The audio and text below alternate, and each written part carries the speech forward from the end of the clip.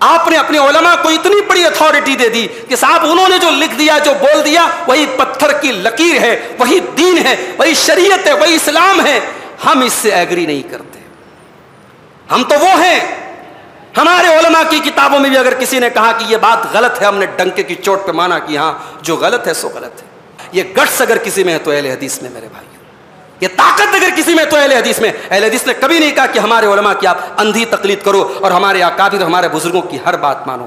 میرے پیارے ساتھیوں، آج اکابر پرستی اور علماء پرستی نے امت کا بیڑا غرق کر کے رکھا ہے. اور قرآن کی یہ آیت ہمیں یہی سبق دے رہی ہے کہ ایک مومن کے لیے سب سے بڑھ کے اگر کوئی چیز ہونی چاہیے، اللہ کی محبت ہونی چاہیے اور اس کے رسول. آج ہمارے 12-13 سال کے بچوں کو نبی کے بارے میں کچھ نہیں معلوم.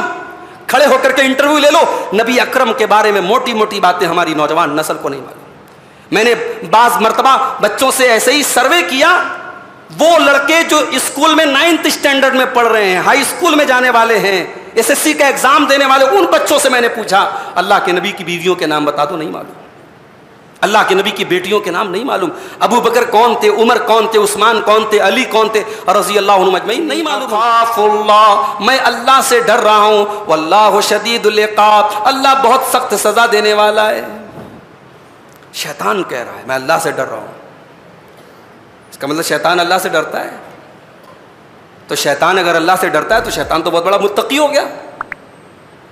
یہاں ایک چیز نوٹ کر لیجیے، اللہ کا ڈر ایک الگ چیز ہے اور اللہ کے ڈر کے جو تقاضے ہیں اس پر عمل کرنا ایک الگ چیز ہے. ایک انسان زنا کر رہا ہے، چوری کر رہا ہے، شرک کر رہا ہے اور پوچھو صاحب اللہ سے، ہاں بھائی صاحب اللہ سے بہت ڈرتا ہوں. کاہے کو اللہ سے ڈرتے ہو بھائی؟ اللہ سے ڈرتے ہو تو اللہ کی نافرمانی سے بچو. 10ویں پارے کے شروع میں جنگ بدر کا ذکر کیا گیا. جنگ بدر اللہ کے نبی صلی اللہ علیہ وسلم کے دور میں مسلمانوں اور کافروں کے بیچ پہلی جنگ تھی، اور اس جنگ کو اللہ تبارک و تعالیٰ نے یوم الفرقان کہا ہے.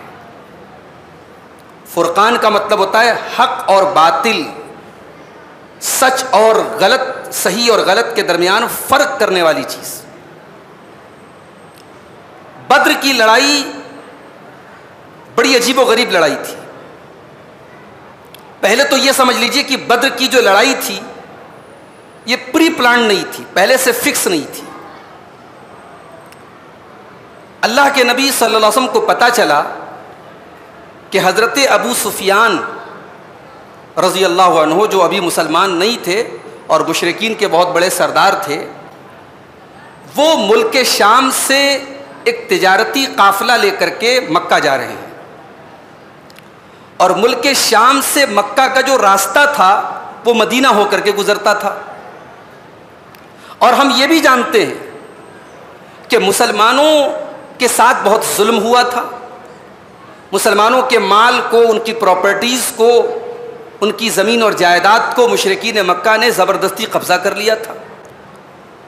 تو اللہ کے نبی صلی اللہ علیہ وسلم نے صحابہ سے مشورہ کیا کہ یہ جو تجارتی قافلہ جا رہا ہے ہم اس پر حملہ کریں گے اور اس مال پر ہم قبضہ کریں گے.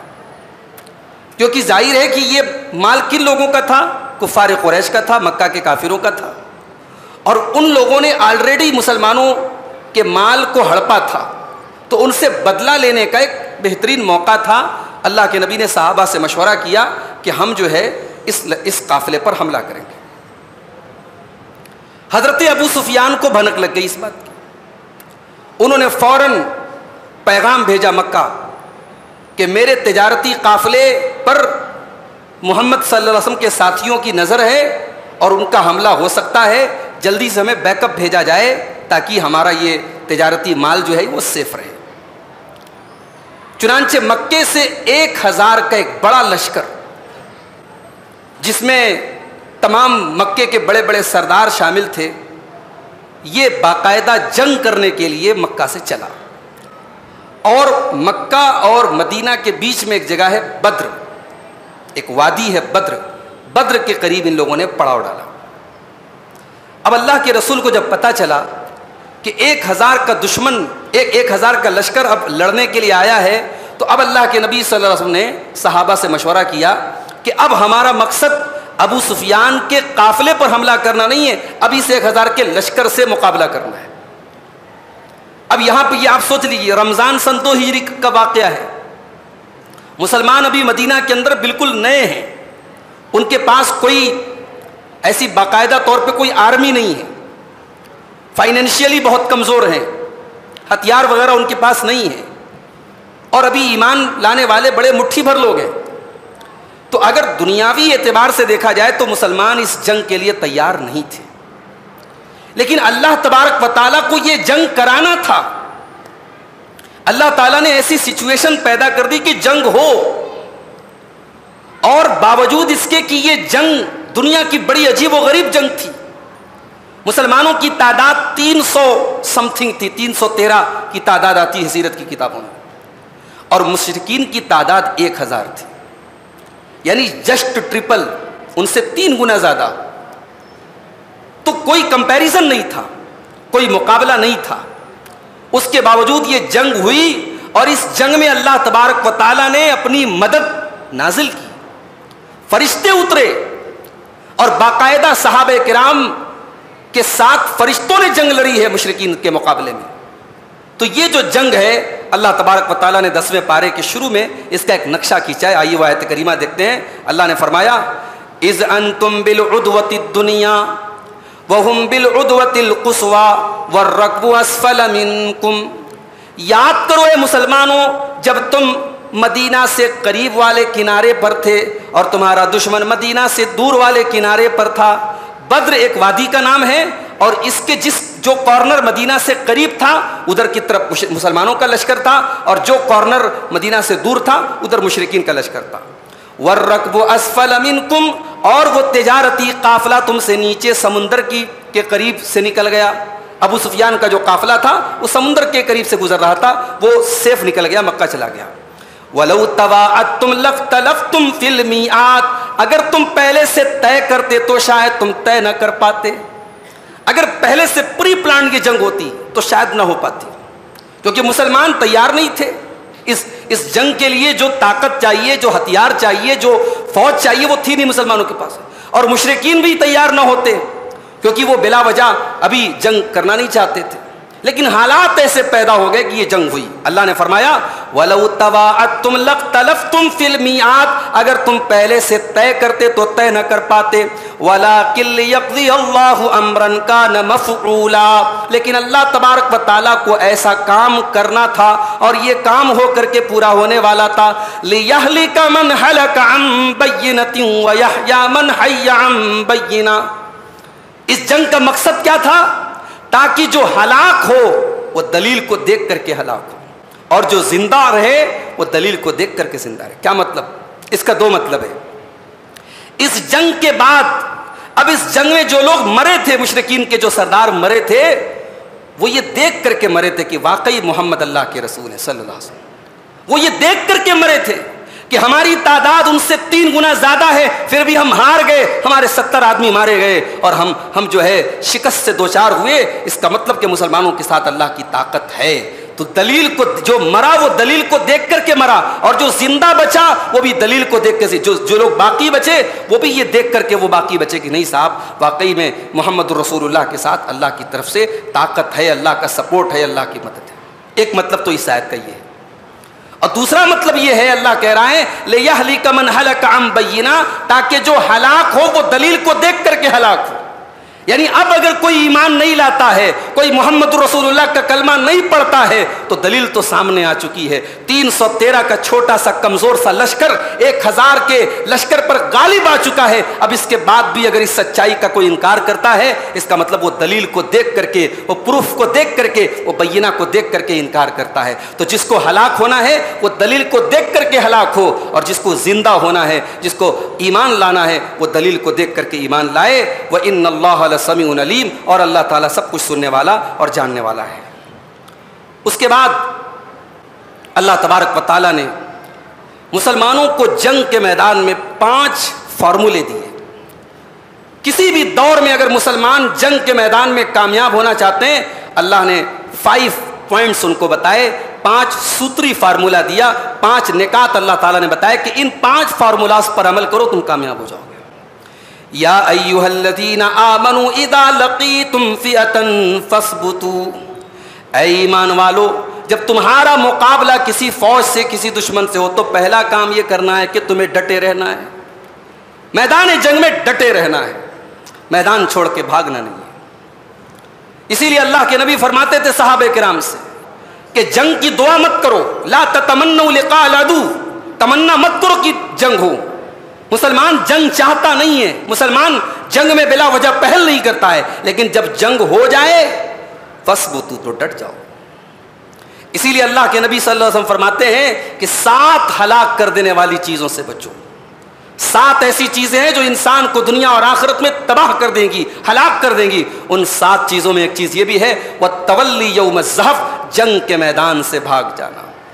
جنگ کے میدان سے بھاگنا یہ مومن کی شان نہیں ہے، یہ مومن کو سوٹ نہیں کرتا، یہ مومن کو شوبھا نہیں دیتا۔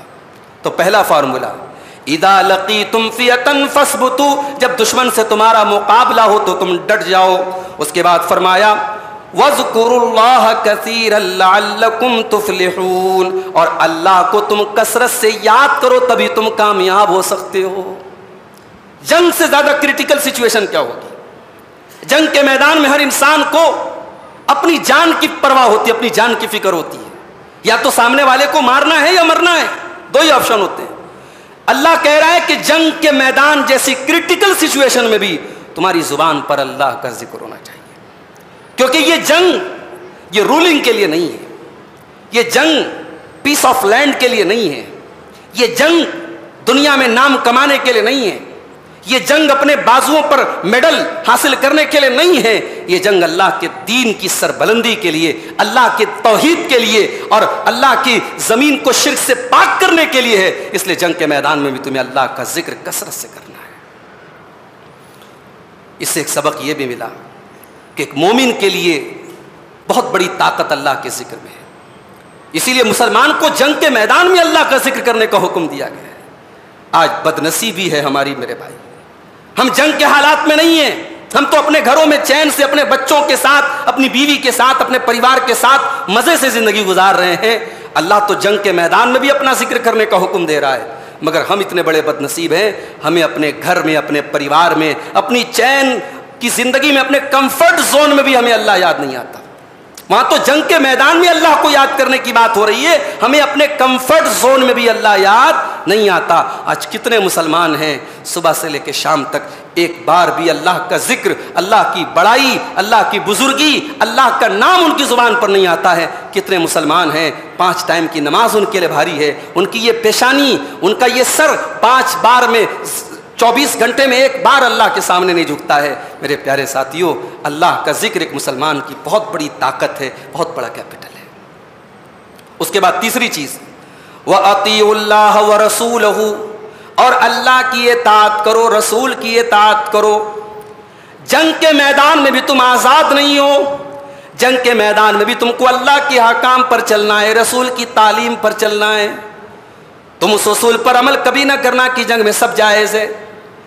آج دنیا کی بڑی بڑی طاقتیں جو اپنے آپ کو بڑا مہذب کہتی ہیں، آج جب جنگ کے حالات پیدا ہوتے ہیں، بچوں کے اوپر بھی بم برسائے جاتے ہیں، ہاسپٹلوں کے اوپر بھی بم برسائے جاتے ہیں، اسکولوں اور مدرسوں کے اوپر بھی بم برسائے جاتے ہیں۔ آج وہ مارنے کے وقت یہ نہیں سوچتے کہ ہم بے قصوروں کو مار رہے ہیں کہ ظالموں کو مار رہے ہیں، لیکن اللہ تو وہ ہے میرے بھائیوں، اسلام تو وہ ہے جو جنگ کے میدان میں بھی ہم کو رول اینڈ ریگولیشن دیتا ہے، جو جنگ کے میدان میں بھی قاعدے اور قانون دیتا ہے۔ اور اللہ فرماتا ہے وَأَطِيعُوا اللَّهَ وَرَسُولَهُ، تم اللہ کی اطاعت کرتے رہنا، رسول کی اطاعت کرتے رہنا، تم جنگ کے میدان میں بھی اللہ کی نافرمانی نہ کرنا۔ اس کے بعد فرمایا چوتھا حکم وَلَا تَنَازَعُوا فَتَفْشَلُوا وَتَذْهَبَ رِيحُكُمْ، اور اے مسلمانوں تم کبھی بھی آپس میں جھگڑے نہ کرنا، تم آپس میں اختلاف نہ کرنا، ڈسپلن کو قائم رکھنا، یونٹی کو قائم رکھنا، اتحاد کو قائم رکھنا۔ جنگ کے میدان میں تمہارے اندر اتحاد ہونا چاہیے، اختلاف نہ کرنا۔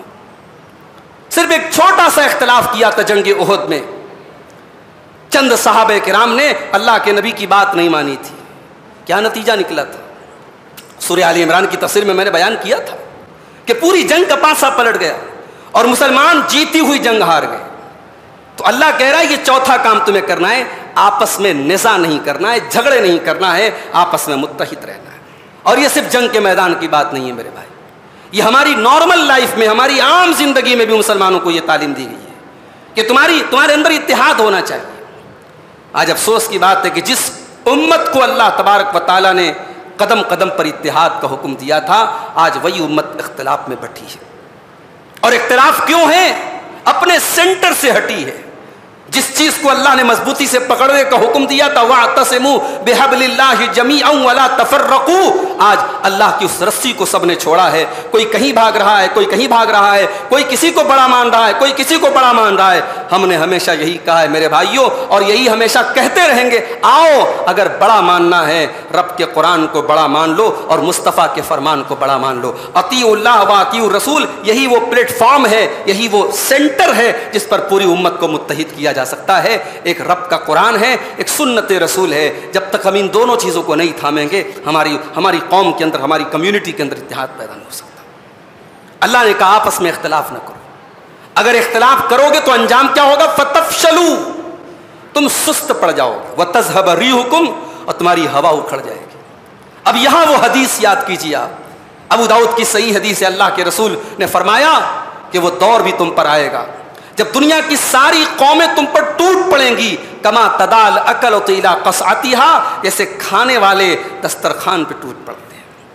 کئی دن سے کوئی آدمی کھانا نہ کھایا ہو اور اس کو کھانے میں بہترین جو ہے ڈشز مل جائیں تو جس طریقے سے ٹوٹ پڑے گا, اے مسلمانوں دنیا کی ساری قومیں تم پر ٹوٹ پڑیں گی. صحابہ کرام نے پوچھا تھا, اے اللہ کے نبی کیا اس وقت ہماری تعداد کم ہوگی؟ آپ نے فرمایا نہیں, تعداد بہت ہوگی. وَلَكِنَّكُمْ غُثَاءٌ كَغُثَاءِ السَّيْلِ, لیکن تمہاری حیثیت سیلاب کے اوپر جو جھاگ ہوتا ہے, پانی کے اوپر جو بلبلے ہوتے ہیں, تم بلبلے کی طرح ہو جاؤ گے. پانی کے اوپر جو جھاگ ہوتا ہے تم جھاگ کی طرح ہو جاؤ گے. تمہارے اندر کوئی اسٹرینتھ نہیں ہوگی, کوئی اسٹیبلٹی نہیں ہوگی, کوئی طاقت نہیں ہوگی. جو تمہیں چاہے گا مسل دے گا, ختم کر دے گا. حالات گواہ ہیں میرے بھائی, حالات گواہ ہیں, اور دنیا دیکھ رہی ہے کہ آج ہماری کیا کیفیت ہے. آج جو حالات ہم دنیا کے خطے میں دیکھ رہے ہیں, جس قسم کی بربریت اور حیوانیت اور ظلم کا ننگا ناچ وہاں ناچا گیا, اور ساری دنیا خاموش ہے, اور ہم خود بھی خاموش ہیں. ہم بھائی زیادہ سے زیادہ رونا رو سکتے ہیں, زیادہ سے زیادہ ہم اسٹیٹس لگا سکتے ہیں, ہم فیس بک پر اپنے غم کا اظہار کر سکتے ہیں, اس سے زیادہ ہم کیا کر سکتے ہیں؟ تو یہ حالت ہماری ہوگی. اللہ نے فرمایا تم سیلاب کے جھاگ کی طرح ہو جاؤ گے. اللہ کے رسول نے فرمایا اللہ تبارک و تعالیٰ دشمنوں کے دلوں سے تمہارے دبدبا کو نکال دے گا, تمہارے دلوں میں اللہ تعالیٰ کمزوری ڈال دے گا. صحابہ نے پوچھا اللہ کے نبی کون سی کمزوری ڈال دے گا؟ آپ نے فرمایا حب الدنیا و کراہیت الموت, تم دنیا سے بہت زیادہ محبت کرنے لگو گے, تمہیں دنیا بہت چہیتی ہو جائے گی, دنیا بہت محبوب ہو جائے گی, اور موت سے تم کو کراہیت اور موت سے نفرت ہو جائے گی. صحابہ کرام موت سے نہیں ڈرتے تھے.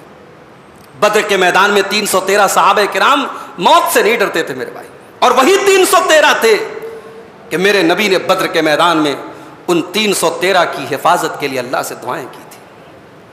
بدر کی لڑائی ہونے والی ہے, اگلی صبح اور رات کا وقت ہے. ابو بکر صدیق کہتے ہیں کہ سارے لوگ تو سو رہے ہیں, آرام کر رہے ہیں, محمد الرسول اللہ خیمے کے اندر بیٹھ کر کے اللہ کی بارگاہ میں رو رہے ہیں اور دعا کر رہے ہیں, آنسو بہا رہے ہیں, اور کہہ رہے ہیں اللہم ان تہلک ہذہ العصابۃ لن تعبد فی الارض, اے اللہ اگر یہ مٹھی بھر تیرے بندے آج ہلاک ہو گئے, یہ کلمہ پڑھنے والے, یہ تیرا نام لینے والے, یہ تیرے سچے ماننے والے اگر آج ختم ہو گئے تو اے اللہ پھر زمین پر تیرا کوئی نام لینے والا نہیں ہوگا. نبی نے دعائیں کی تھی میرے بھائی, اتنا روئے تھے اللہ کے نبی کہ ابو بکر صدیق پیچھے سے آ کے چپک گئے اور کہنے لگے کفا کا مناشدت کا رب کا, اے اللہ کے نبی بس کیجئے, آپ کا رب آپ کو جو ہے مایوس نہیں کرے گا, آپ کے رب آپ کی ضرور دعا کو قبول کرے گا. تو میرے بھائیوں, اللہ نے یہاں ہمیں اور آپ کو حکم دیا کہ ہم اپنے اندر اختلاف پیدا نہ کریں. اس کے بعد پانچویں چیز وَاصْبِرُوا إِنَّ اللَّهَ مَعَ الصَّابِرِينَ, اور صبر اپنے اندر پیدا کرو. اب صبر کا مطلب میں کئی بار بتا چکا ہوں کہ صبر کا ایک تو نارمل مطلب ہے کہ کوئی تکلیف آئے, کوئی غم آئے, کوئی ٹینشن آئے اور ہم اللہ کے دین پر قائم رہیں, اللہ کی شریعت پر قائم رہیں. صبر کا ایک مطلب تو یہ ہے. اور صبر کا ایک مطلب یہ بھی ہے کہ حالات جیسے بھی آ جائیں انسان اللہ کے دین پر قائم رہے، گناہوں سے اپنے دامن کو بچائے، اللہ کی اطاعت کے کاموں پر ڈٹا رہے۔ صبر اس کو بھی کہتے ہیں۔ اللہ نے فرمایا وَاصْبِرُوا، اور تمہیں صبر کرتے رہنا ہے، ان اللہ مع الصابرین، بے شک اللہ تعالیٰ صبر کرنے والوں کے ساتھ ہے۔ تو یہ 5 چیزیں یاد رکھیے۔ پہلی چیز جنگ کے میدان میں ثابت قدم رہنا ہے، دوسری چیز اللہ تبارک و تعالیٰ کا کثرت سے ذکر کرنا ہے، اور تیسری چیز اللہ اور اس کے رسول کی اطاعت کرنا ہے، چوتھی چیز آپس میں اختلاف نہیں کرنا ہے، اور 5ویں چیز صبر کا دامن تھامنا ہے۔ یہ 5 چیزیں اگر مسلمانوں کے اندر ہو تو جنگ کے میدان میں ان کو کوئی شکست نہیں دے سکتا۔ اچھا، جنگ بدر میں شیطان بھی شامل تھا۔ شیطان سراقہ بن مالک نام کے ایک انسان کی شکل میں آیا تھا، اور اس نے مشرکین کو اطمینان دلایا تھا کہ تم لڑائی کرو، میں تمہارا ساتھ دے رہا ہوں، میں تمہارے ساتھ ہوں۔ وہ اپنے قبیلے کا، سراقہ ابن مالک اپنے قبیلے کا سردار تھا، اس کی صورت میں، اس کی شکل میں شیطان آیا تھا۔ لیکن جب شیطان نے فرشتوں کو دیکھا تو پیٹ پھیر کے بھاگا۔ اللہ نے فرمایا وَإِذْ زَيَّنَ لَهُمُ الشَّيْطَانُ أَعْمَالَهُمْ، اور یاد کرو جب شیطان نے کافروں کے عمل کو ان کے لیے مزین کر دیا، اٹریکٹیو بنا دیا۔ وَقَالَ لَا غَالِبَ الْيَوْمَ لَا غَالِبَ لَكُمُ الْيَوْمَ مِنَ النَّاسِ، اور کہا کہ آج تمہیں کوئی ہرا نہیں سکتا، آج تمہیں کوئی شکست نہیں دے سکتا۔ وَإِنِّي جَارٌ لَكُمْ، اور میں تمہاری مدد کرنے والا ہوں۔ فَلَمَّا تَرَاءَتِ الْفِئَتَانِ، اور جب دونوں فوجوں کا مقابلہ ہوا اور اللہ کے فرشتے زمین پر اترے، فَنَكَسَ عَلَىٰ عَقِبَيْهِ، تو شیطان اپنی ایڑیوں کے بل پلٹ گیا۔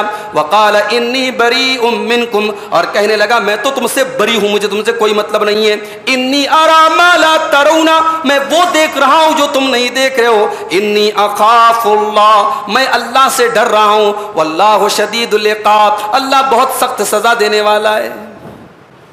شیطان کہہ رہا ہے میں اللہ سے ڈر رہا ہوں، اس کا مطلب شیطان اللہ سے ڈرتا ہے۔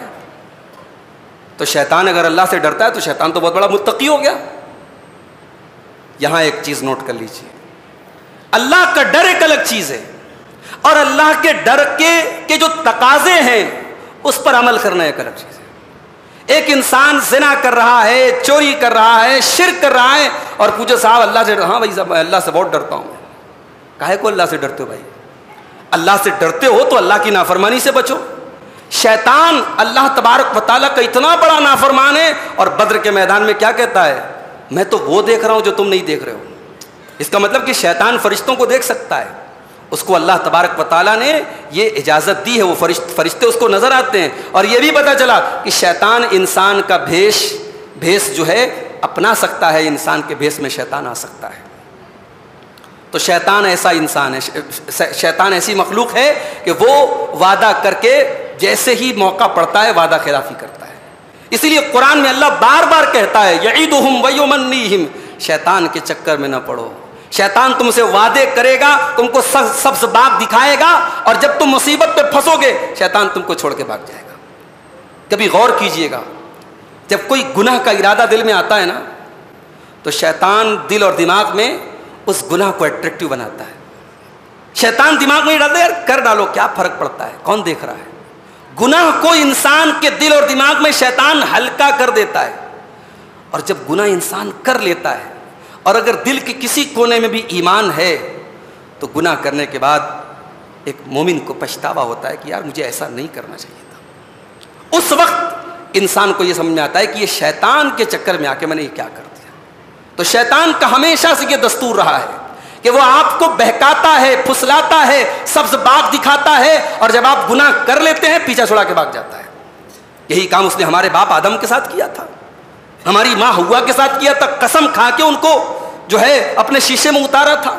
تو اللہ یہاں جنگ بدر میں بھی اللہ کہہ رہا ہے کہ شیطان نے لوگوں سے وعدہ کیا، مشرکین سے کہا کہ تم لڑو میں تمہارے ساتھ ہوں، اور جب فرشتے آئے تو کہا کہ میں تو وہ دیکھ رہا ہوں جو تم نہیں دیکھ رہے ہو، اور بھاگ گیا وہاں سے۔ اس کے بعد قرآن کی ایک آیت ہمارے سامنے آتی ہے جس میں عذاب قبر کا ثبوت ملتا ہے۔ آج کل بڑا مسئلہ یہ ہے کہ ہمارے بہت سارے بھائی عذاب قبر کو نہیں مانتے۔ وہ کہتے ہیں صاحب عذاب قبر اگر ہے تو قرآن میں کیوں مینشن نہیں ہے؟ قرآن میں تو یہ ہے کہ جب لوگ مر جائیں گے تو سیدھے قیامت کے دن اٹھیں گے، یہ عذاب قبر کہاں سے آ گیا؟ بعض لوگ تو یہاں تک کہتے ہیں کہ بھئی عذاب قبر کیوں ہو رہا ہے، ابھی تو حساب و کتاب نہیں ہوا ہے، قیامت کے دن حساب و کتاب ہوگا، یہ قبر میں کیسا عذاب ہو رہا ہے؟ تو اس طریقے کی لاجیکل دلیلیں کچھ لوگ دے کر کے کیا بولتے ہیں کہ صاحب عذاب قبر کوئی چیز نہیں ہے. تو ایسے لوگوں کا ایک جواب تو یہ ہے کہ شریعت میں جن چیزوں کا تعلق غیب سے ہے وہاں لاجک نہیں لگاتے. بھائی قرآن نے بتایا کہ جنت ایسی ہوگی, جنت کی حوریں ہوں گی, جہنم کی آگ ہوگی. ہم نے نہ جنت کو دیکھا ہے نہ جہنم کو دیکھا, لیکن ہمارا ایمان ہے اور یہی ایک مومن کی پہچان ہے. قرآن شروع کرتے ہیں, قرآن کا پہلا پارہ کھولتے ہیں, اللہ کیا فرماتا ہے؟ الف لام میم ذالک الکتاب لا ریب فیہ ھدی للمتقین الذین یؤمنون بالغیب. ایمان والے تو وہ ہیں جو غیب پر ایمان رکھتے ہیں, دیکھا نہیں ہے, انویزیبل تھنگس ہیں جو لاجک میں نہیں آئیں گی, جو دماغ میں نہیں آئیں گی, جو نظر نہیں آ رہی لیکن ایمان رکھتے ہیں. تو عذاب قبر کا تعلق غیب سے ہے, ہمیں ایمان رکھنا ہے. ایک جواب تو یہ ہے. دوسرا جواب یہ ہے کہ شریعت صرف قرآن کا نام تو نہیں ہے. قرآن کہتا ہے نماز پڑھو, لیکن نماز کیسے پڑھو قرآن خاموش ہے. رکوع میں کیا پڑھنا قرآن خاموش, سجدے میں کیا پڑھنا قرآن خاموش, اتحیات میں کیسے بیٹھنا قرآن خاموش, ہاتھ کہاں باندھنا قرآن خاموش. تو ہمیں نماز پڑھنا ہے تو صاحب ہم صرف قرآن کو لے کر کے تو نماز نہیں پڑھ سکتے, ہمیں تو حدیث کا بھی سہارا لینا پڑے گا نا. اور حدیث یہ بتاتی ہے کہ عذاب قبر سچا ہے. ہمارے نبی صلی اللہ علیہ وسلم ہر نماز میں دعا مانگتے تھے, اللہم انی اعوذ بک من عذاب القبر, اے اللہ میں تیری پناہ چاہتا ہوں قبر کے عذاب سے. تو ایک جواب تو یہ کہ صاحب حدیث بتا رہی قبر میں عذاب ہوگا, نبی نے قبر کے عذاب سے پناہ مانگی, بات ختم. اگر اس پر بھی آپ کی عقل کام نہیں کر رہی ہے تو تیسرا جواب آئیے میں قرآن سے آپ کو دے رہا ہوں. وَلَوْ تَرَى إِذْ يَتَوَفَّى الَّذِينَ كَفَرُوا الْمَلَائِكَةَ, اور یاد کرو جب فرشتے کافروں کی روح نکالتے ہیں, کافروں کی جان نکالتے ہیں, یضربون وجوہہم وادبارہم, وہ ان کے چہروں پر مارتے ہیں, ان کی پیٹھ پر مارتے ہیں, ان کی سرین پر مارتے ہیں, ان کے چہرے پر مارتے ہیں, ان کی سرین پر, ان کے پاخانے کے راستے پر مارتے ہیں. وذوقوا عذاب الحریق, اور کہتے ہیں کہ چکھو آگ کا عذاب, چکھو جلنے کا عذاب. اب یہ بتا دو بھائی یہ کون سا عذاب ہے جو روح کو نکالنے کے وقت دیا جا رہا ہے اور فرشتے کہہ رہے چکھو جلنے کا عذاب. جلنے کا عذاب تو ابھی قیامت کے دن جب جنت جہنم ڈیسائیڈ ہوگی تب ہوگا. یہ کون سا عذاب ہو رہا ہے؟ اسی کا نام قبر کا عذاب ہے, اسی کا نام برزخ کا عذاب ہے. اور اس سے یہ ثابت ہوا کہ عذاب قبر کی شروعات ایک مومن, ایک کافر اور منافق کے مرنے کے ٹائم سے شروع ہو جاتی ہے. کوئی بھی, چاہے مومن ہو, چاہے منافق ہو, چاہے کافر ہو, کوئی بھی ہو, اس کے ساتھ قبر کے اندر اور برزخ کے اندر اس کے عمل کے اعتبار سے, اس کے عقیدے کے اعتبار سے اس کے ساتھ ٹریٹمنٹ ہوتا ہے, اور جیسا اس کا عمل اور عقیدہ ہوتا ہے اس حساب سے اس کے ساتھ معاملہ ہوتا ہے. عذاب بھی ہو سکتا ہے, ثواب بھی مل سکتا ہے, جنت کی کھڑکی بھی کھل سکتی ہے, اور جہنم کی ایک ہلکی سی جھلک بھی اس کو دیکھنے کو مل سکتی ہے. اس کے بعد اللہ تعالیٰ نے ایک اصول بیان کیا. شاعر کا ایک شعر ہے, خدا نے آج تک اس قوم کی حالت نہیں بدلی, نہ ہو جس کو خیال خود اپنی حالت کے بدلنے کا. شاعر کا یہ شعر ہے, اور قرآن کریم کی یہ آیت کریمہ جو ہمارے سامنے آ رہی ہے وہ بھی ہمیں یہی پیغام دے رہی ہے کہ اللہ تبارک و تعالیٰ کسی قوم کے حالات کو تب تک نہیں بدلتا ہے جب تک وہ قوم اپنے کرتوت کو نہ بدلے. اللہ نے فرمایا ذالک بأن اللہ لم یک مغیرا نعمتا انعمها علی قوم حتی یغیروا ما بانفسہم. اللہ تبارک و تعالیٰ کسی قوم کے حالات کو تب تک نہیں بدلتا ہے جب تک وہ قوم اپنے کرتوتوں کو نہ بدل لے. آپ چین سے روزی روٹی کھا رہے ہیں, آپ کا کاروبار اچھا چل رہا ہے, آپ کے بال بچے خوش ہیں, خرم ہیں, آپ کی فیملی خوشحال ہے, اللہ تبارک و تعالیٰ آپ کو پریشانی میں, تکلیف میں, کاروبار کی پریشانی میں, بیماری میں تب تک نہیں ڈالے گا حتیٰ یغیروا ما بانفسہم, جب تک آپ اللہ تعالیٰ کی نافرمانی پر نہ اتر جائیں. اگر آپ ناشکری پر اتریں گے, نافرمانی پر اتریں گے, تب اللہ کا عذاب آئے گا. اور یہی بات اللہ قرآن کے 5ویں پارے کی آخری آیت میں بھی کہتا ہے. قرآن کے 5ویں پارے کی آخری آیت میں اللہ نے کیا فرمایا کہ اے میرے بندو, ما یفعل اللہ بعذابکم ان شکرتم وآمنتم وکان اللہ شاکرا علیما۔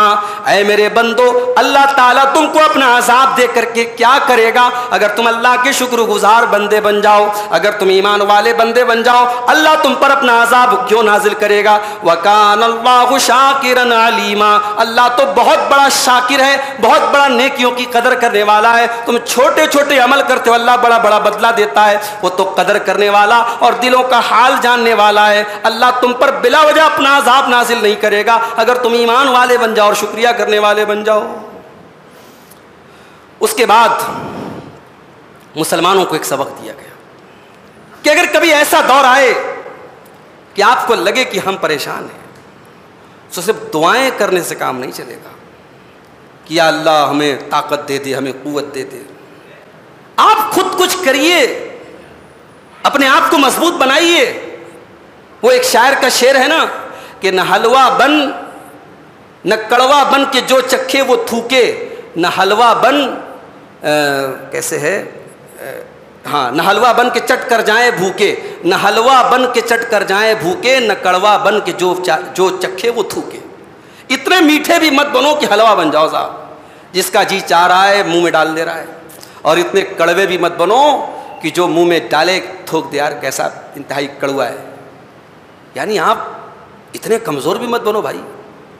آپ اپنے سیلف ڈیفینس کے لیے، دنیا کا کوئی قانون آپ کو اس بات سے نہیں روکتا ہے، اگر آپ کی عزت اور آپ کی جان اور آپ کا مال اگر خطرے میں ہے، آپ اپنے ڈیفینس کے لیے سامنے والے سے مقابلہ کر سکتے ہیں۔ آپ کے ملک کا قانون آپ کو اجازت دیتا ہے، اور اللہ کے نبی نے تو فرمایا من قتل دون مالہ وعرضہ فہو شہید، اپنے مال اور اپنی آبرو کی حفاظت کرنے میں اگر کوئی قتل ہو جائے وہ شہید ہے، اللہ کے رسول کی حدیث ہے۔ اس لیے اسلام بزدلی کا نام نہیں ہے، اسلام دعاؤں کا بہانہ بنا کر کے اپنے آپ کو اپاہج اور مجبور بنانے کا نام نہیں ہے۔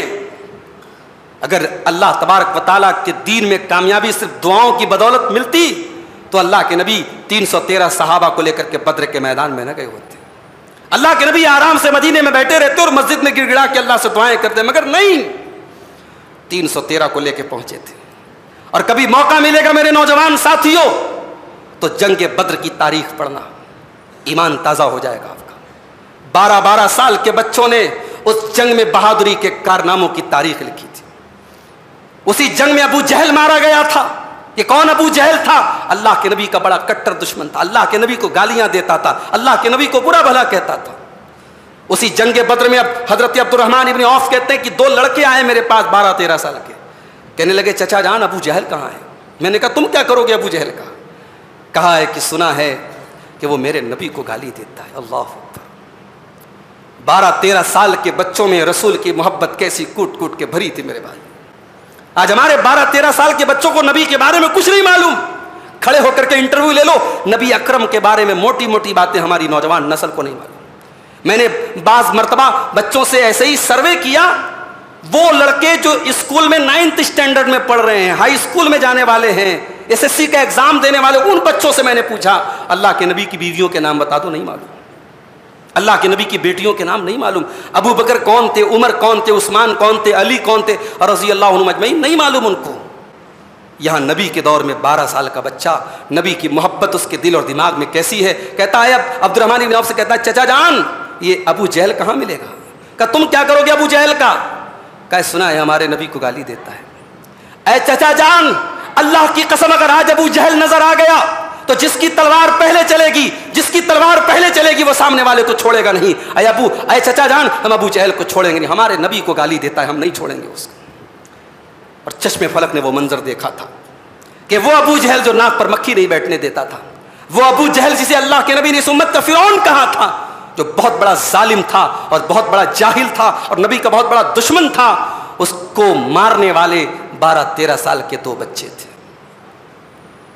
تو بدر کی لڑائی ہمیں سکھاتی کہ اسلام بزدلی کا نام نہیں۔ اللہ نے فرمایا وَأَعِدُّوا لَهُم مَّا اسْتَطَعْتُم مِّن قُوَّةٍ وَمِن رِّبَاطِ الْخَيْلِ، اے مسلمانوں اپنے دشمن سے مقابلہ کرنے کے لیے اپنے آپ کو تیار کرو، اپنے گھوڑوں کو باندھ کر کے رکھو، دشمن کو پتہ لگے کہ تم اس سے مقابلہ کرنے کے لیے ریڈی ہو۔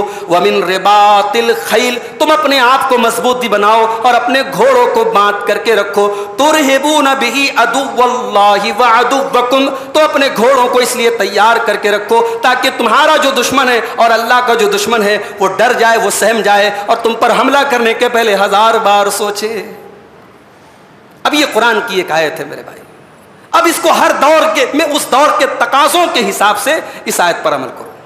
جس چیز کا دور ہے، جس دور میں جو چیز آپ کو مضبوطی دے رہی ہے، آپ کو زمانے میں کمزور نہیں ہونے دے رہی ہے، زمانے کی طاقتوں، زمانے کے ظالموں سے آپ کو لڑنے کے لیے اور ان کا مقابلہ کرنے کے لیے آپ کو ڈیفنس کی طاقت دے رہی ہے، ان چیزوں کو آپ اپنا سکتے ہیں۔ بعض علماء نے یہاں قوت سے مراد تیر اندازی لیا ہے کہ تیر اندازی انسان کو سیکھنا چاہیے، مگر صحیح بات یہ ہے کہ اس کو جب اللہ تعالیٰ نے کامن رکھا ہے تو ہم بھی کامن رکھیں کہ ہر دور کے جو تقاضے ہیں اس تقاضے کے حساب سے آپ اس آیت پر عمل کیجئے۔ وَأَعِدُّوا لَهُم مَّا اسْتَطَعْتُم مِّن قُوَّةٍ، کہ اے مسلمانوں اپنے دشمن سے مقابلہ کرنے کے لیے جو بھی طاقت تم اکٹھا کر سکتے ہو اکٹھی کرو۔ وَمِن رِبَاطِ الْخَيْلِ، اور اپنے گھوڑوں کو باندھ کر کے رکھو تاکہ تمہارا دشمن تم پر غلط نظر اٹھانے کی جرات نہ کر سکے۔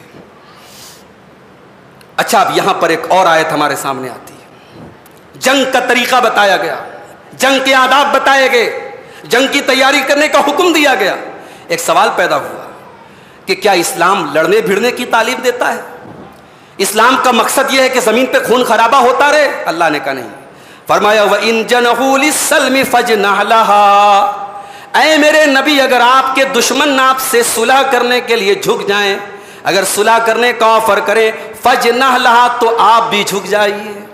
سامنے سے اگر صلح کا آفر ہو رہا ہے تو اسلام یہ نہیں کہتا ہے وہ صلح کرنے کا آفر دے رہا ہے تب بھی جنگ کرتے رہو، اگر سامنے سے صلح کا آفر ہو رہا ہے تو تم بھی صلح کر لو، جھک جاؤ۔ وَتَوَكَّلْ عَلَى اللَّهِ، اور اللہ کے اوپر بھروسہ کر لو، إِنَّهُ هُوَ السَّمِيعُ الْعَلِيمُ، اللہ تعالیٰ سب کچھ سننے والا جاننے والا ہے۔ وَإِن يُرِيدُوا أَن يَخْدَعُوا، اور اگر سامنے والا دھوکہ دینا چاہتا ہے فَإِنَّ حَسْبُكَ اللَّهُ، تو اے نبی فَإِنَّ حَسْبَكَ اللَّهُ، اللہ آپ کے لیے کافی ہے۔ هُوَ الَّذِي أَيَّدَكَ بِنَصْرِهِ وَبِالْمُؤْمِنِينَ، اللہ ہی آپ کی مدد کرتا ہے، اللہ اپنی مدد کے ذریعے بھی آپ کی مدد کرتا ہے اور ایمان والوں کے ذریعے، صحابہ کے ذریعے بھی آپ کی مدد کرتا ہے۔ اس کا مطلب یہ ہوا کہ سامنے سے اگر صلح کا آفر ہو رہا ہے تو اے نبی آپ صلح کر لیجئے، اگر واقعی میں صلح کرنا چاہتا ہے تب بھی، اور صلح کے ذریعے اگر دھوکہ دینا چاہتا ہے تب بھی، اللہ آپ کے لیے کافی ہے، آپ کو پریشان ہونے کی ضرورت نہیں ہے۔ اس کے بعد سورہ توبہ شروع ہوتی ہے۔ سورہ توبہ کے شروع میں بسم اللہ نہیں ہے۔ قرآن کی 114 سورتوں میں 113 سورتوں کے شروع میں بسم اللہ ہے، سورہ توبہ کے شروع میں بسم اللہ نہیں ہے۔ کیوں نہیں ہے؟ کیونکہ سورہ توبہ میں دشمنوں سے، مشرکین سے جنگ کا اعلان ہے۔ سورہ توبہ کب نازل ہوئی؟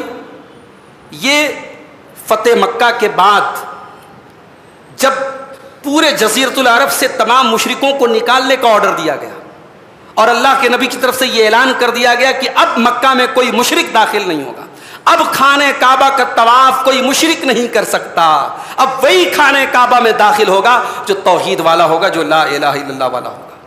تو یہ ان حالات میں سورہ توبہ نازل ہوئی تھی، اور سورہ توبہ میں باقاعدہ اعلان کر دیا گیا تھا براۃ من اللہ، اللہ کی طرف سے برات کا اعلان ہے، بیزاری کا اعلان ہے، اب مکہ میں کوئی، جزیرۃ العرب میں کوئی مشرک نہ رہے۔ تو اس لیے چونکہ اس میں عذاب کا ذکر ہے اور دشمن سے جنگ کا ذکر ہے اور بسم اللہ الرحمن الرحیم میں اللہ کی رحمت آتی ہے، اس لیے سورہ توبہ کے شروع میں بسم اللہ نہیں رکھا گیا۔ اور نبی کے دور سے آج تک یہی قرآن کریم میں تمام سورتوں کے شروع میں بسم اللہ ہے، مگر سورہ توبہ کے شروع میں بسم اللہ نہیں ہے۔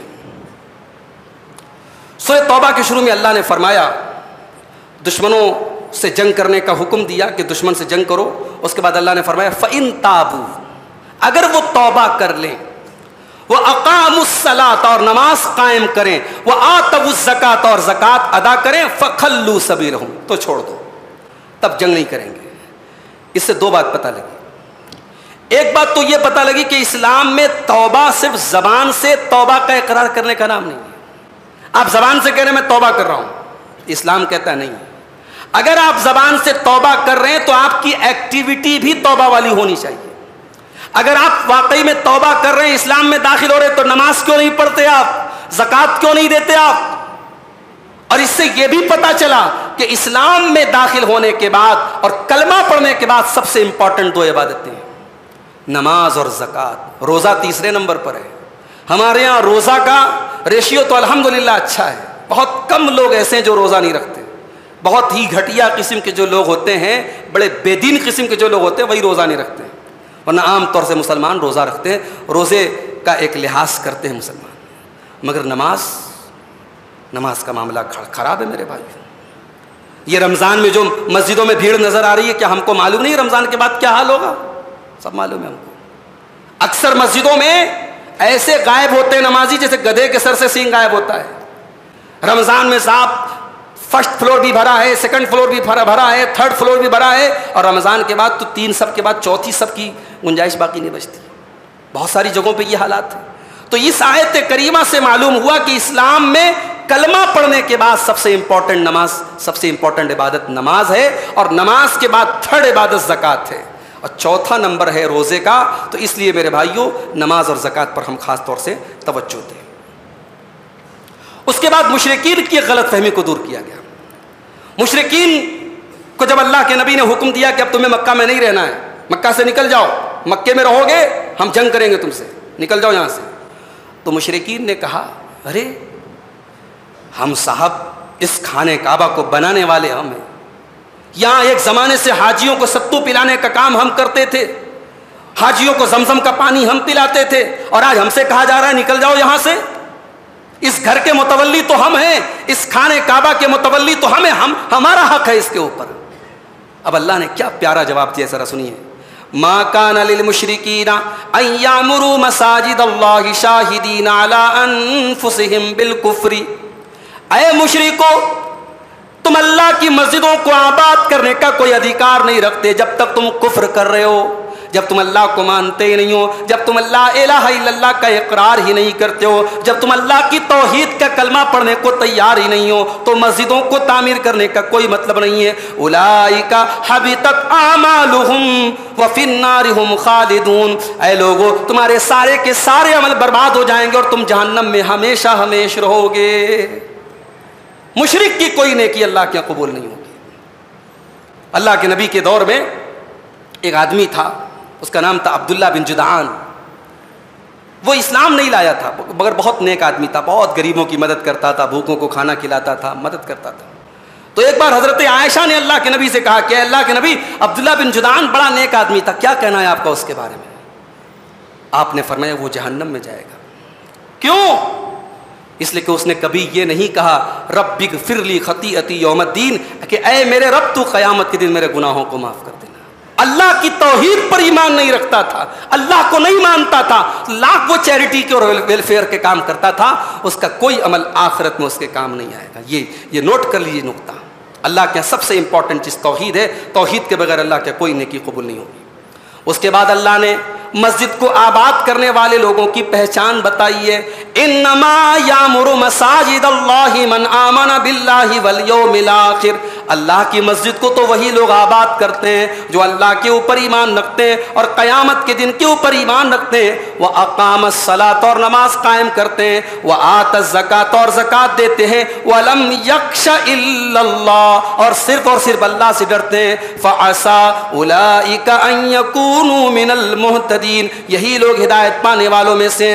اجعلتم سقایۃ الحاج وعمارۃ المسجد الحرام کمن آمن باللہ والیوم الآخر۔ اے مکہ کے کافرو، کیا تم یہ سمجھتے ہو کہ حاجیوں کو پانی پلانا اور خانے کعبہ کو تعمیر کرنا یہ کام کیا ایمان لانے والوں کے برابر ہو جائے گا؟ جو اللہ کے اوپر ایمان لاتا ہے اور جو قیامت کے دن کے اوپر ایمان لاتا ہے، وجاہد فی سبیل اللہ، اور جو اللہ کی راہ میں جہاد کر رہا ہے، کیا تم یہ سمجھتے ہو حاجیوں کو پانی پلا لینے سے اور خانے کعبہ کی تعمیر کر لینے سے تم ان کے برابر ہو جاؤ گے؟ کبھی نہیں ہو سکتے۔ لا یستوون عند اللہ، یہ دونوں لوگ برابر نہیں ہو سکتے اللہ کے نزدیک۔ حاجیوں کو پانی پلانے والا اور خانہ کعبہ کی تعمیر کرنے والا ایمان لانے والے کے برابر اللہ کے یہاں کبھی نہیں ہو سکتا ہے۔ واللہ لا یہدی القوم الظالمین، اللہ ظالموں کو ہدایت نہیں دیتا ہے۔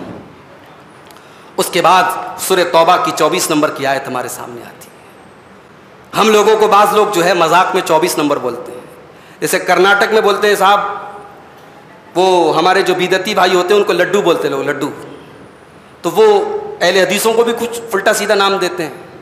تو ایسی کہیں کہ اہل حدیث کو جو ہے وہابی کو 24 نمبر بولا جاتا ہے. کیوں؟ اس کا ایک نمبرنگ سسٹم آتا ہے. یہ جو 786 نکالتے ہیں نا بسم اللہ الرحمن الرحیم کا، اور اللہ کے نبی کے نام کا نکالتے 92. تو کہیں کہ آپ دیکھتے ہوں گے مکان پہ لکھا رہتا ہے 786/92، 786/92، 92. تو ایسے ہی وہابی کا جو لفظ ہے اس کی گنتی آتی ہے 24. تو بعض لوگ اہل حدیث کا مذاق اڑاتے ہیں، بولتے ہیں یہ 24 نمبر ہوتے ہیں. تو میں کہتا ہوں ہاں ہم لوگ 24 نمبر والے ہیں، ہم اقرار کرتے ہیں کہ ہم 24 نمبر. کون سے 24 نمبر والے ہیں؟ آئیے سورہ توبہ کی آیت نمبر 24 والے 24 نمبر ہیں ہم لوگ. اللہ نے فرمایا سورہ توبہ کی آیت نمبر 24 میں، قُلْ إِنْ كَانَ آبَاؤُكُمْ وَأَبْنَاؤُكُمْ وَإِخْوَانُكُمْ وَأَزْوَاجُكُمْ وَعَشِيرَتُكُمْ وَأَمْوَالٌ اقْتَرَفْتُمُوهَا وَتِجَارَةٌ تَخْشَوْنَ كَسَادَهَا وَمَسَاكِنُ تَرْضَوْنَهَا. اللہ نے 8 چیزوں کا نام لیا. اے نبی آپ بتا دیجئے اگر تم اپنے باپ دادا سے محبت کرتے ہو، اگر اپنی اولاد سے محبت کرتے ہو، اگر اپنے بھائیوں سے محبت کرتے ہو، اگر اپنی بیویوں سے محبت کرتے ہو، اگر اپنے مال سے محبت کرتے ہو، اگر اپنے خاندان سے محبت کرتے ہو، اگر اپنے کاروبار سے محبت کرتے ہو، اگر اپنے گھر بار سے محبت کرتے ہو، تو اے ایمان والو کان کھول کر کے سن لو، احب الیکم من اللہ ورسولہ وجہاد فی سبیلہ فتربصوا حتی یاتی اللہ بِأَمْرِ. تو اے ایمان والو اگر ان 8 چیزوں میں سے کسی چیز کی محبت اللہ سے زیادہ ہو جائے، اس کے رسول سے زیادہ ہو جائے، اور اللہ کی راہ میں جہاد سے زیادہ ہو جائے، فَتَرَبَّصُوا تو تم اللہ کے عذاب کا انتظار کرو، حَتَّى يَأْتِيَ اللَّهُ بِأَمْرِهِ یہاں تک کہ اللہ کا عذاب آ جائے. پتہ یہ چلا کہ اولاد کی محبت اپنی جگہ ہے، بیوی کی محبت اپنی جگہ ہے، ماں باپ کی محبت اپنی جگہ ہے، مال کی محبت اپنی جگہ ہے، کاروبار کی محبت اپنی جگہ ہے، مگر سب سے بڑھ کے محبت کس چیز کی ہونی چاہیے؟ اللہ کی، اس کے رسول کی، اور اللہ کی راہ میں جہاد کی. یہ 3 چیزیں ہم ایک مومن کی زندگی میں سب سے اوپر ہونی چاہیے. اللہ سے زیادہ کسی سے محبت نہیں، اس کے رسول سے زیادہ کسی سے محبت نہیں. اور رسول کے بارے میں تو اللہ کے نبی نے یہاں تک فرمایا کہ جب تک اپنی جان سے بڑھ کے نبی سے پیار نہیں کرو گے تب تک مومن نہیں ہو سکتے. ایک حدیث میں اللہ کے نبی نے فرمایا کہ 3 چیزیں جس کے دل میں پیدا ہو جائیں وہ ایمان کی مٹھاس کو پائے گا، ایمان کے ٹیسٹ کو، ایمان کے ذائقے کو، ایمان کی چاشنی کو کون پائے گا؟ جس کے اندر 3 چیزیں ہوں گی، اور اس میں سے پہلی چیز کیا ہے؟ ان یکون اللہ ورسولہ احب الیہ مما سواہما، اللہ اور اس کے رسول کی محبت تمام چیزوں سے بڑھ کے ہو جائے. تو ہم یہ والے 24 نمبر ہے بھائی. ہمارا کہنا یہی ہے کہ پیروں سے، بزرگوں سے، اولیاء سے اور تمام نیک لوگوں سے محبت کرو، مگر رسول سے بڑھ کے نہیں. ابھی ہمارے ہندوستان کے ایک بہت بڑے عالم کا ویڈیو بھی وائرل ہوا تھا، جو جمعیت علماء ہند کے بہت، یعنی ایک بڑی تنظیم، ایک بڑی آرگنائزیشن ہے، اور جمعیت علماء ہند کے جو ہے وہ ایک بہت بڑے پوسٹ پر ہیں. ان کا ایک ویڈیو آیا تھا کہ صاحب نوجوانوں سے میں کہتا ہوں کہ اس دور میں اگر دین پر چلنا ہے تو علماء دیوبند کی بات پہ چلو. علماء دیوبند نے جتنا لکھا اور جتنا کہا ہے اس سے ذرہ برابر آگے پیچھے نہیں ہٹنا ہے. وہی دین ہے، وہی شریعت ہے. تو ہمیں تو مولانا الطاف حسین حالی کا شعر یاد آ گیا. مولانا الطاف حسین حالی نے کیا کہا تھا؟ نبی کو جو چاہیں خدا کر دکھائیں، اماموں کا رتبہ نبی سے بڑھائیں، مزاروں پہ جا جا کے نظریں چڑھائیں، شہیدوں سے جا جا کے مانگے دعائیں، نہ توحید میں کچھ فرق اس سے آوے، نہ اسلام بگڑے نہ ایمان جاوے. وہی بات ہے میرے بھائی. آپ نے اپنے علماء کو اتنی بڑی اتھارٹی دے دی کہ صاحب انہوں نے جو لکھ دیا، جو بول دیا، وہی پتھر کی لکیر ہے، وہی دین ہے، وہی شریعت ہے، وہی اسلام ہے. ہم اس سے ایگری نہیں کرتے. ہم تو وہ ہیں، ہمارے علماء کی کتابوں میں بھی اگر کسی نے کہا کہ یہ بات غلط ہے، ہم نے ڈنکے کی چوٹ پہ مانا کہ ہاں جو غلط ہے سو غلط ہے. ہماری جماعت کے بہت بڑے عالم تھے علامہ ثناء اللہ امرتسری رحمۃ اللہ علیہ، اللہ ان کی قبر کو نور سے بھر دے. اپنے دور کے تمام بڑے بڑے باطل فرقوں سے انہوں نے مقابلہ کیا تھا، مگر انہوں نے جب قرآن کی تفسیر لکھی تھی، تفسیر ثنائی، اور قرآن کی تفسیر میں کہیں کہیں ان کے قلم نے لغزش ان کے قلم میں لغزش پیدا ہو گئی اور اللہ تعالیٰ کی صفات کے معاملے میں کہیں کہیں انہوں نے جو سلف کا عقیدہ ہے، جو صحابہ کا عقیدہ ہے، اس سے ہٹ کے کچھ باتیں لکھ دی، تو اسی دور کے بڑے بڑے علماء نے فوراً اس پر اعتراض کیا کہ نہیں صاحب، آپ بہت بڑے عالم ہیں، بہت خدمت کیا اپنے اسلام کی، مگر آپ کو اپنی یہ تحریر واپس لینی پڑے گی۔ اور مولانا ثناء اللہ امرتسری کو اپنی تحریر واپس لینی پڑی اور اپنی بات سے رجوع کرنا پڑا۔ یہ گٹس اگر کسی میں ہے تو اہل حدیث میں، میرے بھائی، یہ طاقت اگر کسی میں تو اہل حدیث میں۔ اہل حدیث نے کبھی نہیں کہا کہ ہمارے علماء کی آپ اندھی تقلید کرو اور ہمارے اکابر، ہمارے بزرگوں کی ہر بات مانو۔ میرے پیارے ساتھیوں، آج اکابر پرستی اور علماء پرستی نے امت کا بیڑا غرق کر کے رکھا ہے، اور قرآن کی یہ آیت ہمیں یہی سبق دے رہی ہے کہ ایک مومن کے لیے سب سے بڑھ کے اگر کوئی چیز ہونی چاہیے، اللہ کی محبت ہونی چاہیے اور اس کے رسول کی محبت ہونی چاہیے۔ اس کے بعد ایک آخری آیت ہم بیان کر کے بات ختم کرتے ہیں۔ سماج کے 3 طبقے ایسے ہوتے ہیں کہ وہ سماج کے لیے بڑے امپورٹنٹ ہوتے ہیں، اگر وہ بگڑ گئے تو پورا سماج بگڑ جائے گا۔ ایک ہوتا ہے علماء کا طبقہ، اگر علماء کا طبقہ خراب ہو گیا، وہ دنیا پرست ہو گیا، وہ پیٹ کے لیے مسئلے غلط بیان کرنے لگا، اپنے مفاد کے لیے شریعت میں تبدیلی کرنے لگا، تب امت کا بیڑا غرق ہے۔ دوسرا طبقہ سماج کے دیندار لوگوں کا طبقہ، سماج میں وہ لوگ جو دیندار مانے جاتے، جو نمازی ہیں، جو عبادت گزار ہیں، اگر وہ بگڑ گئے، وہ سود کھانے لگے، وہ حرام کھانے لگے، تو ظاہر ہے غلط میسج جائے گا، اور لوگ یہی کہیں گے صاحب اگر یہ لوگ کھا رہے تو اس کا مطلب صحیح ہے۔ اور تیسرا طبقہ سماج کے جو پیسے والے لوگ ہیں، سماج کا جو رچ، جو یعنی وہ ان لوگوں کا طبقہ ہے جو پیسے والے لوگ ہیں، صاحب ثروت لوگ ہیں، جو سماج کے مالدار لوگ ہیں، اگر وہ بگڑ گئے تو ظاہر ہے کہ سماج بگڑ جائے گا۔ اللہ نے ان تینوں سماج کے طبقات کے بارے میں ایک بڑی پیاری بات ارشاد فرمائی کہ ان کے بگڑنے سے کیا فرق پڑتا ہے۔ اللہ نے فرمایا یا ایھا الذین آمنوا ان کثیرا من الاحبار والرہبان لیاکلون اموال الناس بالباطل، اے ایمان والو، بہت سارے احبار اور رہبان لوگوں کا مال ناجائز طریقے سے کھاتے ہیں۔ یہودیوں کے جو عالم ہوتے تھے ان کو حبر کہا جاتا، ان کو حبر کہا جاتا تھا، حبر کی جمع آتی ہے احبار۔ اللہ نے کہا کہ یہودیوں کے علماء اور ان کے راہب، ان کے وہ جو عبادت گاہ کے اندر عبادت کیا کرتے تھے، جو راہب تھے، یہ لوگوں کا مال ناجائز طریقے سے کھاتے ہیں۔ وَيَصُدُّونَ عَن سَبِيلِ اللَّهِ، اور لوگوں کو اللہ کے راستے سے روکتے ہیں۔ تو ایک علماء کا طبقہ خراب ہو گیا ان کے یہاں، اور ایک عبادت کرنے والوں کا طبقہ خراب ہو گیا۔ اب تیسرا طبقہ کس کا بچا؟ پیسے والوں کا۔ اللہ نے فرمایا والذین یکنزون الذهب والفضة ولا ينفقونها فی سبیل اللہ، اور جو لوگ سونا اور چاندی اکٹھا کرتے ہیں اور اس کو اللہ کی راہ میں خرچ نہیں کرتے ہیں، فبشرهم بعذاب علیم، ان کو دردناک عذاب کی بشارت سنا دو۔ یوم یحمى علیہا فی نار جہنم، قیامت کے دن ان کے سونا چاندی کو جہنم کی آگ میں تپایا جائے گا۔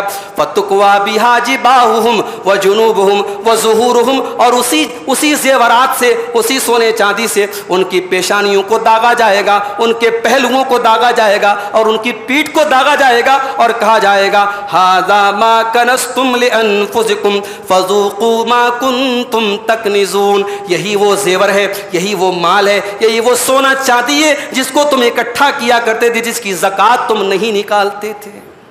اس کا مطلب یہ ہوا کہ سونا اور چاندی میں اگر زکوٰۃ نہ نکالی جائے تو وہ سونا اور چاندی قیامت کے دن ہمارے لیے جہنم کی آگ کا جو ہے میرے بھائیو عذاب بن جائے گا۔ ابھی ایک صاحب کا میں نے بیان دیکھا، وہ ہمارے انڈیا ہی کے ہیں، جدہ میں رہتے ہیں، عالم نہیں ہیں، لیکن صاحب اپنے آپ کو کسی عالم سے کم نہیں سمجھتے ہیں۔ ان کا ایک ویڈیو میں نے دیکھا، وہ سعودی عرب کے بہت سارے علماء کا ریفرنس دے کر کے کہہ رہے ہیں کہ صاحب جو عورتیں زیور پہنتی ہیں اس میں زکوٰۃ دینے کی ضرورت نہیں ہے۔